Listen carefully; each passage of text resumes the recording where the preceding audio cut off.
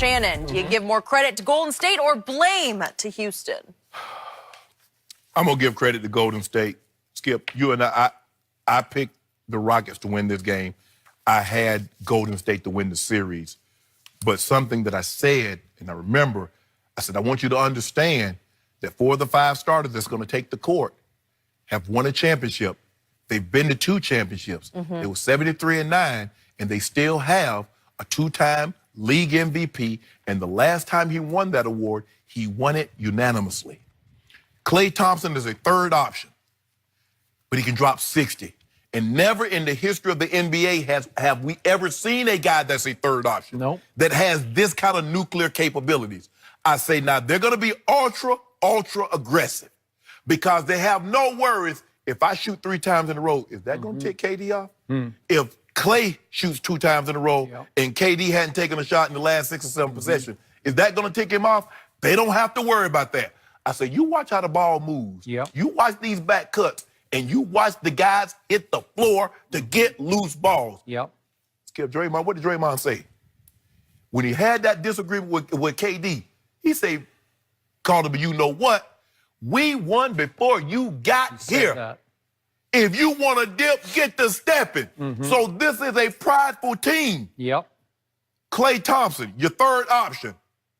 Steph got in foul trouble again, Skip. 0 points. And this is when I know. I said, the Rockets are in trouble. Steph has 0 points, and they're tied at the half. If he does anything in the second half, now I didn't expect him to go that.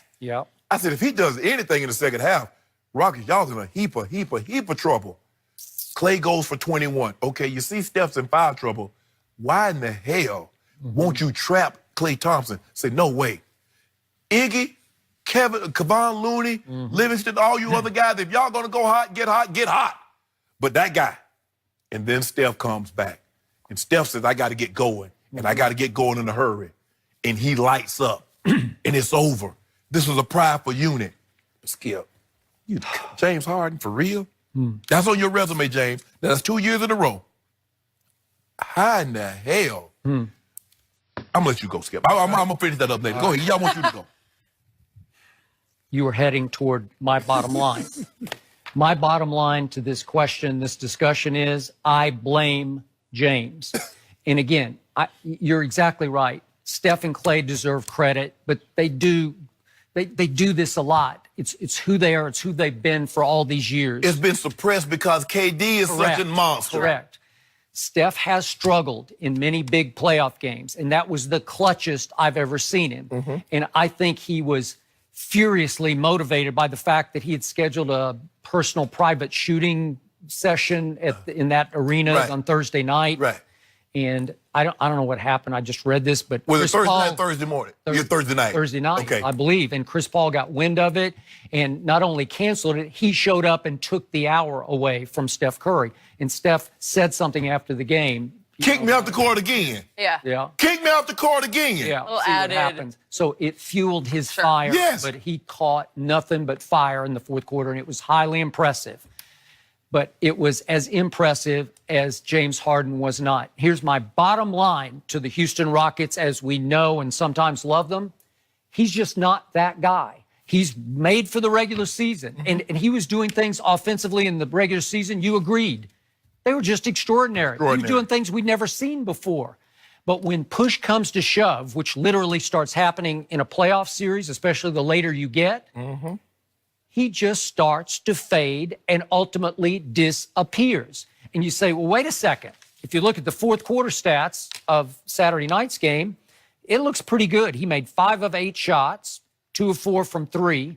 But what isn't readily apparent is what he didn't do or the bad plays that he made, because if you go all the way across, he had 4 turnovers in the fourth quarter, just in the fourth quarter.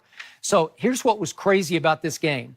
The game got tied at 97 with 6:31 left, and it stayed tied all the way down to 3:42. So that's like a 3-minute chunk where it's just begging for the home team to say, win it, take it.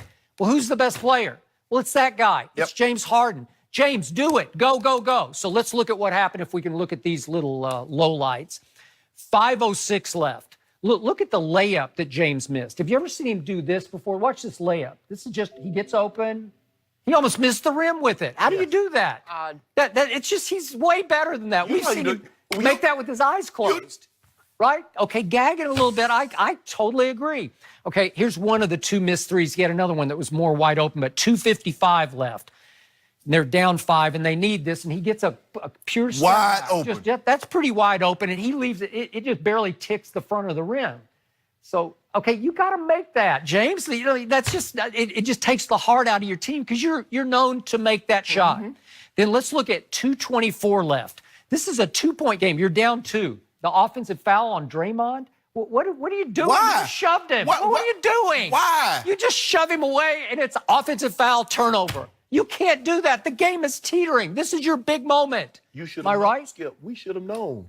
Okay. James Harden is an 88% free throw shooter. And in the first quarter, he missed 3. He did. He missed 5 for the game. He shot 58%. You tell me he doesn't feel the pressure. No, he doesn't know what this moment represents. And the fact of the matter is, now, I've been told, and everybody's been saying in circles now, that Kevin Durant is the best player in all of basketball. How can James Harden allow a team in which the best player in basketball does not show up? You can't. And you lose in your building. Now, that's twice. Yeah. No, let me take that back. I'm lying. I'm not going to lie on national television. That's the 3rd time in 3 years that James Harden has lost a Game 6 on his home court. It is. Yeah, it's not Now, And each time was a flame out where you were the reason your team fell apart. so Let me show the last one because this is the last turnover. This is the 4th bad play. It's 1:25 left in the game. They're down 5. And look at the inbounds pass. He just throws it right to the clay. You can't do this. This is how you lose at home to Golden State, right? Yeah. Come on. What are you doing? So there are 4 bad plays in the last 5 minutes. Yeah. They all cost your team points, points. Right. Okay, so I take nothing away from Steph and nothing away from Clay because they're just mentally stronger, whatever it is. Yes. They're just better than James Harden. But when push comes to shove, and you pointed out, the closeout game at Golden State in 2015, he had 12 turnovers. The Game 6 disappearance against my Spurs when he was 2 for 9 from 3 and scored 10 points. Game 6 last year? Game 6 and Game 7 last year. He was a combined 6 for 25 from 3, and he had 14 total turnovers in those 2 games. You can't win like that.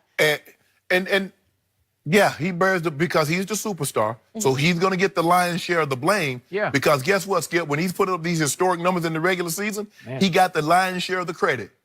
But Clint Capella. I mean, he's still, I think it's 50-50 on MVP. I think so, too. I think Giannis probably going to win it. But, Skip, I can't forget. Clint Capella, after they beat the Clippers, after they beat Utah, he was sitting right next to CP3. I want the Warriors. We want the Warriors, considering how it played out. And he played like a bum all series long. He did. Now, and here's the thing, Skip, that goes unnoticed. Eric Gordon picked the wrong time to have his worst game in the series. Right. Maybe the stage got too big for him, too. But you know what? At what point in time, D'Antoni? Yeah. You can say Steve Nash won 2 MVPs. James Harden has won an MVP. It's fun to watch. But what we see come playoff time is that the style, because you know at the end of the day what it involves, that Skip? You can't get a stop. Yep. Once they got going, they couldn't D up enough to get one stop. James will steal the ball. He had 4 steals. He'll roam and get his hands on balls, but he doesn't lock people up. You can't get a stop. And you look how they wanted the ball, the rebounds. Kevon Looney. Look at Iggy. Look at Livingston. Guys hitting the floor like we want it more than you. Correct. Because I know they're thinking, they're like, oh, we finna go ahead. They're going to lay down and go back because they want to go. No. They're like, why would we do that? Why would we run the risk of getting someone hurt in a Game 7? No, we're going to be rested. There is no Game 7. They treated Game 6 like a Game 7. They did. You see the intensity in which they played with? I did. Steve Kerr convinced those guys the 50-50 balls need to be 100% in our favor. Correct. The hustle plays, us. Offensive rebound, us. Okay. Play smart. And the final point is, just in case some have forgotten, Game 5 at Golden State, Kevin Durant is lost late in the 3rd quarter. Yes. And it's time, it's on a silver platter for James Harden to say, okay, we got this. Because if you win that game, you're go home with a chance to close it out. Good. And James Harden went from the 10:47 mark of the fourth quarter down to 18 seconds left without making a field goal. That's just disappearing. In that game, he just said, I won't shoot us out of it because I won't shoot us in it. I won't even try. Really? Okay. You should have, from game 5, should have told you. When KD went out, look how aggressive Steph became. Look how aggressive Clay became. So what the hell you thought was going to happen with no KD? They're going to be who they are. Draymond told you crystal clear. He verbalized that to KD. Bro, we won before you got here. Yep. 73 games we won. An NBA title we won. A 2-time MVP. You see the thing is, everybody look at Steph, and Steph did something that very few guys. Tell me an MVP candidate. No, not a candidate. He won the award. A 2-time league MVP. Yep. So you know what? He driving. Get out the car. Yep. And sit in the passenger seat. That's what Steph Curry did. And so everybody like, Steph Curry, but okay. Keep on thinking he'll bum. The dude legit. Yep. And you saw it firsthand. 33 second half points, and they go into the Western Conference Finals because of that performance. Those two, okay. James Harden, bottom line, is who we feared he was. He's not that guy. Sorry. And you got to know that hurts for him. He knows it too at this point. He knows. He knows it too. Someone else who did get it done, maybe proving he's one of the best. What? Skip, one of the best players ever. Yeah. Kawhi Leonard. We'll talk about that and everything he did